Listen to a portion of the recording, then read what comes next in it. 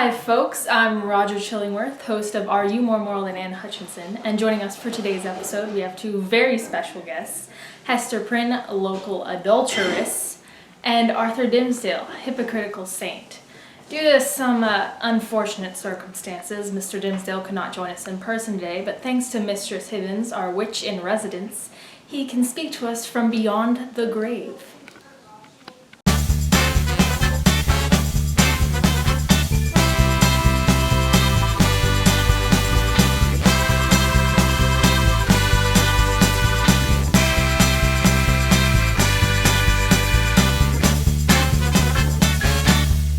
For today's episode, we will be examining morality through a Kant lens. This means that you perform an action for the action itself, and we analyze the intent of the action. You're not focused on consequences of that action or benefits. You also treat human beings as ends in themselves, and you attempt to preserve human dignity. So, Kant's philosophy deals with universal maxims. This means that any action that you would not perform in all cases is immoral. For example, let's say there's a murder at your door. Hello, murderer.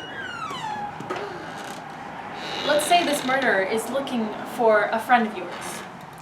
And you know that if you tell the murderer where that friend is, in your closet, they will die. But Kant does not accept that lying in this case is the right thing to do. Instead, you only tell part of the truth. I saw my friend a couple of hours ago at the grocery store. This is not a lie, but it is not all of the truth, which means it is still acceptable. Let's say I'm at a train station, and there's a speeding train coming down the tracks, and 5 people are on the tracks, and they don't realize the train is coming. The train is unable to stop. The only way I can stop the train and save those 5 people on the tracks is by pushing someone else in front of the train. But I can't do that through Kant's lens, because that would mean that I would treat that person that I'm pushing in front of the train as a means to an end, which means it would be immoral. Look, I saved your child. Thank you. So where's my reward? This is immoral because I'm focusing on the benefits of my actions. So tell me, why would you like to go to Harvard? I'd go to Harvard because I would like to get a good job in investment banking. Okay, why would you like a good job in investment banking? To make lots of money. Why do you want to make lots of money? So you eat lots of lobster. Why do you want to eat lots of lobster? Because they find it very delicious. So in short, it'll bring you pleasure. Yes? This interview that we just acted out would not be considered moral by Kant's definition, because the applicant is focusing only on the outcome of all the work they will put into, not just for the work itself, not to just gain knowledge for the sake of gaining knowledge. Instead, she's focusing on gaining knowledge so that later in life she can reap benefits. So let's talk about Hester's moment on the scaffold. This is her moment of public punishment. So Dimmesdale was asking you to reveal him to the public, imploring you to, and you didn't. So Dimmesdale, can you tell me why you were asking her to do this? Why couldn't you do it yourself? I couldn't do it myself because I was too scared of the idea of the public finding out and all the public shame. I asked her because she's a stronger personality, and if she did it, I knew I'd be relieved of the guilt I felt because I could get out in the open, but I couldn't do it myself because I was too scared. And Hester, so why didn't you reveal him? I believe at the time I was protecting him and I didn't want him to feel the same public shame that I went through. But looking back now, I feel like I now see that I did it more out of love than out of duty, or just for the sole purpose of not telling him. So, tell me, what was your intent behind your speech for letting Hester keep Pearl? Was it because you loved her? I mean, you can be honest with me. No, it wasn't because I've loved her or any other reason for pleasure or pain. It was because I had a duty to her and to Pearl. Because I fathered a child, I was responsible for them. That's very moral of you, but we'll see how it plays out in the finale. So, Mr. Dimmesdale, you had the chance to speak out. You were on top of the scaffold, but you didn't. Now, can you tell me why that is? When I had the chance to speak out during my midnight vigil when the governor passed through, I didn't because I was scared of the idea of public shame and humiliation It wasn't all selfish though, because I believe that if the public knew who I truly was and all the sins I'd committed, they would not be able to have any hope for their own salvation. So in the woods, away from society, you found out that Roger Chillingworth, was Hester's husband. Hester told you she had been lying to you. She betrayed you. How did you feel about that? Well, I did feel betrayed. It was quite a betrayal. You have been preying on my heart. You were preying on my heart this whole time. And I feel like you were such a monster. I forgive you now. But before, it could have been so much different if I didn't have someone guilting me into it, torturing me all this time. I felt that she kept it a secret from me. That is entirely reprehensible.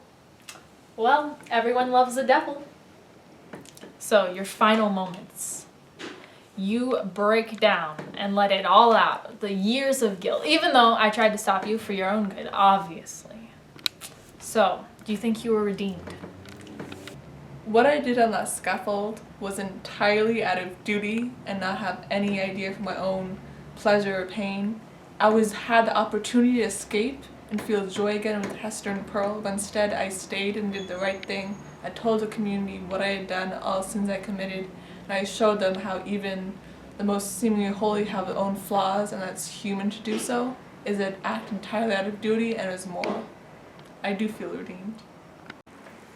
So, in a book written by a very close friend of mine, The Scarlet Letter by Nathaniel Hawthorne, which is your story, find it in a bookstore near you, he writes about you in one part of the book. He says that the world's law was no law for your mind. Now, you have this sort of almost cathartic moment when you kind of come to like the realization that you have to do something. But instead of using it for your own redemption, you use it to help Dimmesdale. Can you tell me why? I think in the moment I had this moment of catharsis or clarity because I couldn't just like stand by and not act while watching like Dimmesdale suffer. And choosing to use it for my own redemption, I chose to use it to help Dimmesdale because I loved him.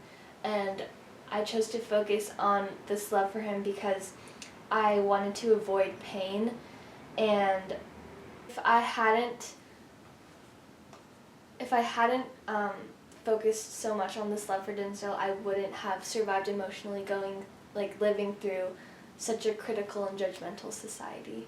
So you were on the beach and Pearl asked you what the Scarlet Letter meant, and you couldn't bring yourself to tell her, but then later on in the woods, away from everyone, you finally told her that you met the black man and that Scarlet Letter was his mark. So why do you think it was so hard for you to tell Pearl the truth?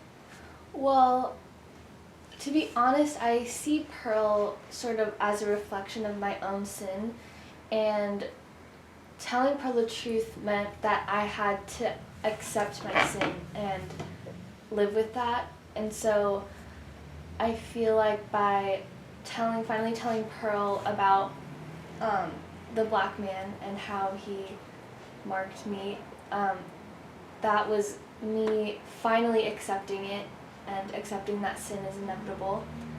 And also Pearl is the only person that didn't really know what the Scarlet Letter meant, and I had throughout this time I'd omitted the truth from Pearl and chose not to tell her, but then Pearl is the first person that I chose to reveal the truth behind the Scarlet Letter by choice. And so I feel like it was the moment when I had to choose to have the bravery to tell someone about what the Scarlet Letter actually meant. So Dimmesdale is on the verge of death, and yet you still could only focus on the idea of spending eternity with him. Could you tell me what was going through your head right at that moment? And then after he died, how did you deal with that? At that moment, I think I realized that my only desire was to spend eternity with him, and because I loved him. But I feel like and then I left, but In order to achieve redemption, I realized that I needed to live in that society that had condemned me to achieve redemption within myself. So after my discussions with Hester and Mr. Dimmesdale, we're now going to see, after our evaluation of the graph of their morality that my assistants have put together, we're going to see who is deserving of the Anne Hutchinson Morality Award. So in our explanation of the graph, we will only be explaining the starred points because those are the points we chose as the most significant. So right near the beginning of the story, after Dimmesdale and Hester have sinned, right, which puts them, it starts them off completely immoral. We then go into chapter 3, and on page 63, Hester is asked to reveal who her partner in crime was. I mean, obviously it's Dimmesdale, but they ask her about that, and she refuses to tell them. They ask her to speak, and she says, "Never. I am too deeply branded. You cannot take it off, and with that I might endure his agony as well as mine." So she's taken it upon herself to bear both her own guilt and Dimmesdale's guilt. And so she, throughout the story up until the point that Dimmesdale dies, she sort of has this double morality and double motive going on, and that she tells herself that she's doing something for the right reasons, like that she's trying to reach redemption, but when really her other motives is that all she's doing is out of love for Dimmesdale. So the act itself, while she's meaning it to protect Dimmesdale, she does it for the wrong reasons. And then Dimmesdale is imploring her to tell the public why, or like who he is, like reveal his true nature to them, because he can't do it himself. He's too weak. He doesn't have the strength, unlike he thinks she does, to reveal his nature, because he feels that with this reveal he can finally have relief. He can finally be absolved from the guilt he feels, because he knows that what he did was wrong. And so he implores Hester to do so for him, calling her strong and saying that she should grab the cup for someone who cannot reach it himself, which is why we put him lower, because instead of taking the responsibility and acting on that guilt and admitting to society and himself that he is responsible, he instead chooses to stay quiet and tries to make Hester reveal who he is. In chapter 8, we rated Dimmesdale at a positive 3, because this is when Hester is trying to get Dimmesdale to fight for her right to keep Pearl, and on page 101 she says, "Thou knowest what is in my heart, and what are a mother's rights, and how much the stronger they are." And she instills like this sense of guilt in him, and it kind of brings out a duty to Pearl that he has, since he is the father and he knows that. And so even though he's being used by Hester as a means to an end, and even though Hester is asking him to do something for the wrong reasons, he still acts out of duty of Pearl and not because he loves Hester. And then in chapter 12, we rated him at a -3 because,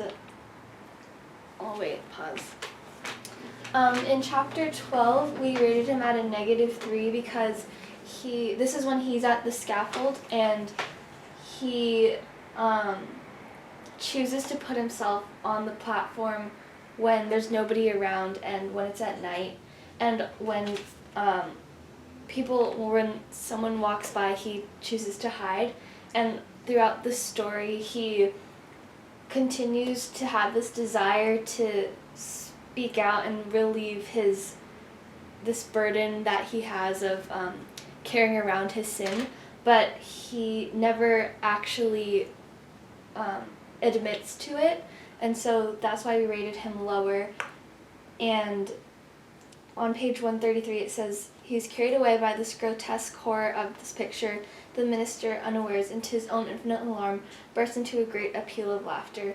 So throughout the book, he never loses this desire to reveal his true nature, but he is confined by his inability to, which is why we put him in the negative. Okay, so Hester goes back up here because this is when she realizes that she cannot abide by the rules of society and that she has to make her own decisions. And the quote that we use for this is on page 143, and it says, "Standing alone in the world, alone as to any dependence on society, and with little Pearl to be guided and protected, alone and hopeless of retrieving her position, even had she not scorned to consider it desirable, she cast away the fragments of a broken chain. The world's laws was no law for her mind." She goes back down because she tells Pearl the truth about her sin, and because after she had deceived Pearl, she's able to tell her the truth about the situation. And the quote we used for that is on page 162, and it says, "Once in my life I met the black man," said her mother. "The scarlet letter is his mark." And it is from her going from a high point to a low point because she has always had the ability to achieve redemption, but she cannot because of her love for Dimmesdale. Dimmesdale goes down at this point because he really relinquishes his responsibility and he blames Hester. And on page 169 he says, "Woman, woman, thou art accountable for this. I cannot forgive thee." Page 218 is where Dimmesdale calls Hester and Pearl to scaffold with him. It's where he shows the whole society that he's a father, that he has sinned, that he's responsible. This is a great increase. It is the most moral act he has ever done. It is completely moral act because it's done out of a duty to Hester and Pearl and to the whole society, not out of pleasure or pain, because he had the ability to run away and be happy, but instead he stayed and completed his duty of telling the truth, which is another thing that I'm caught within completely moral because it's a universal maxim, telling the truth as well as his duty. Close after this, page 222 is where Hester, after seeing Dimmesdale dying, she said page 222 is where Hester asked Dimmesdale, "Are we going to be together? Are we going to be soulmates? Shall we spend eternity together?" This is immoral because this is where she can't recognize the duty and morality of another action, is where Hester takes her own idea of pleasure and pain, staying with Dimmesdale. That's where she reveals that all of her actions were motivated with love for Dimmesdale, not any sense of duty, and how she can't accept the idea of morality without the benefit of their own gain, like love. That is why she's so low. She rises up because even when after Dimmesdale dies, she comes back to town, which is something she didn't have to do. Is done completely out of duty because obviously Dimmesdale's dead, she can't win his love back. And that's why she raises up. We don't know if she reaches redemption, but she's getting there.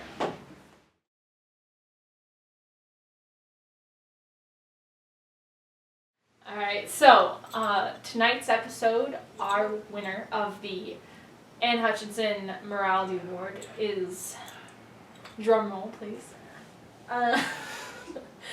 is Arthur Dimmesdale. Congratulations. Thank you. I don't think I deserve this medal. There are so many others who have more morality than I, who have achieved redemption because they have not sinned. I am a sinful human being. I do not deserve this.